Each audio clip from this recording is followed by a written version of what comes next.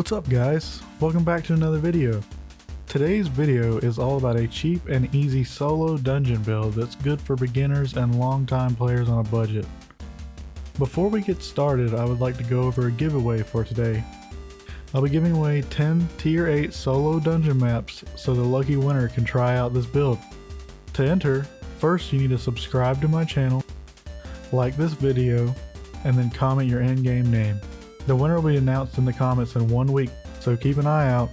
Now, for the video. This is my favorite build for just risking a little silver due to its cheap price of under 40,000 silver at the time of filming and gaining some easy silver from dungeons. I stick with tier 4.1 as it's cheap and effective. If you're running lower tier dungeons, you can stick to like flat 4, or want the dungeons to clear easier and faster, you can invest in a higher tier set. Now, first off, I'll go over the build and abilities you should take.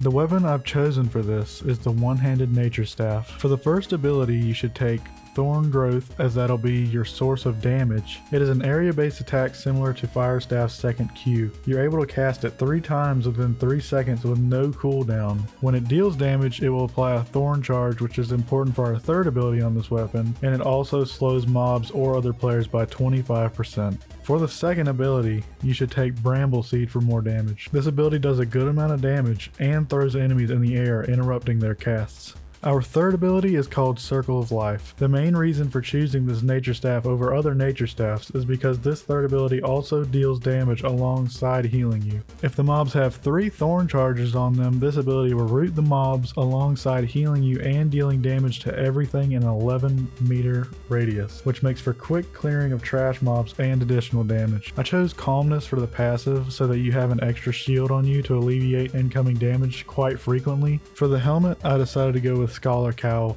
The third ability, called Energy Shield, provides a decent shield while also restoring energy every time you take damage. This will keep you from running out of energy mid-fight or providing some shielding to alleviate damage coming your way. The passive you should take is called Aggression, and it increases your damage and healing cast. The chest piece I have here is called Stalker Jacket.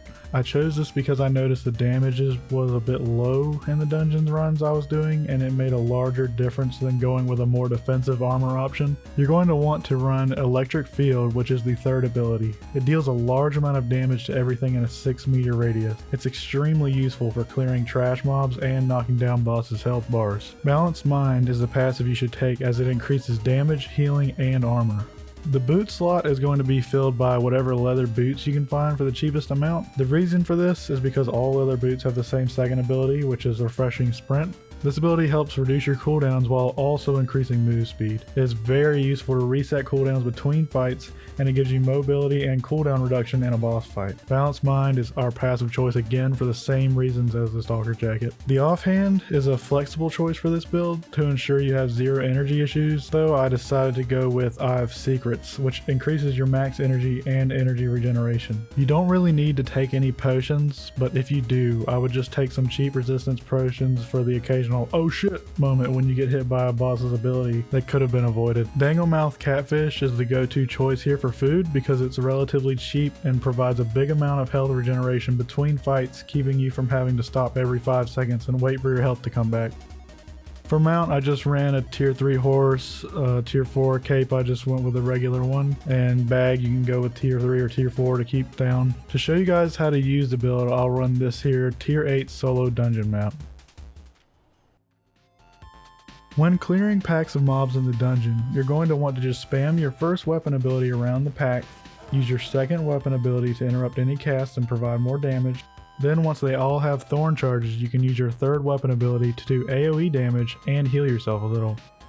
If the mobs are not dead by then, you can then use Stalker Jacket and your first weapon ability again to finish them off. Make sure to use your Scholar Cowl ability for an extra shield against a very large pack. When running between packs of mobs, it's very good to use your leather boot ability to get to the next pack and to reset your cooldowns.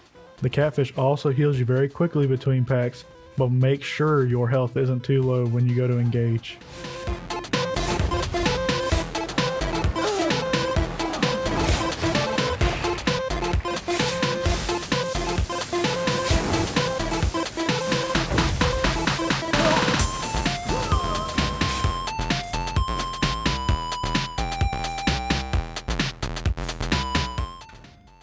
When fighting bosses or more difficult mobs, you want to do the same thing, but just remember this one thing.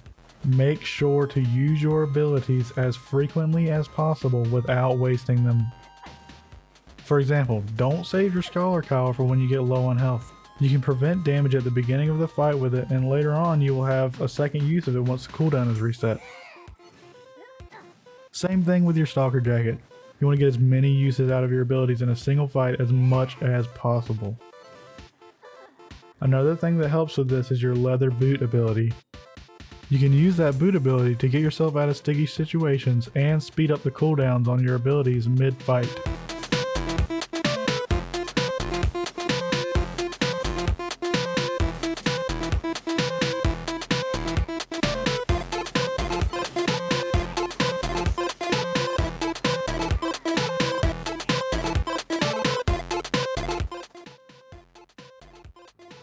This tip is more for beginners, but can also help players who are unaware. The main thing in Albion PvE is to avoid as many abilities as possible. As shown in this clip, one mob attack can knock you down in certain conditions. This is the most helpful thing you can remember when doing PvE content, and you will get better at it after a lot of practice.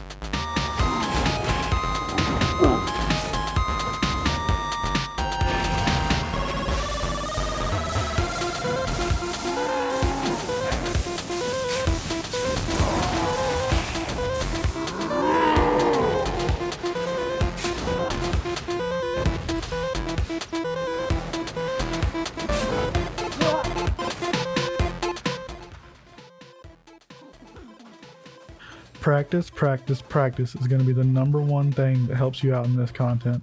Not only will you get used to PvE mechanics, but if you run the same build over and over, you will learn the best way to run your build and gain a lot of fame getting your spec up with that gear, which will in turn raise your item power and clearing speed. I didn't even have anywhere near high spec with this gear in anything other than the Eye of Secrets, so it would have been even easier the more you use it. I also gave this identical build a shot at some PvP and against some open world mobs and came to this conclusion. It's not really good at PvP, but could be with some modifications and experimenting. Definitely needs more sustain and mobility with less energy regen in mind. Possibly switching the helmet for a guardian helmet for a cleanse of damage over time and shield, and maybe switching the stalker jacket for the cleric robe to get another shield. Also, I didn't have the opportunity of like a similar item power fight. Everybody was pretty high above mine.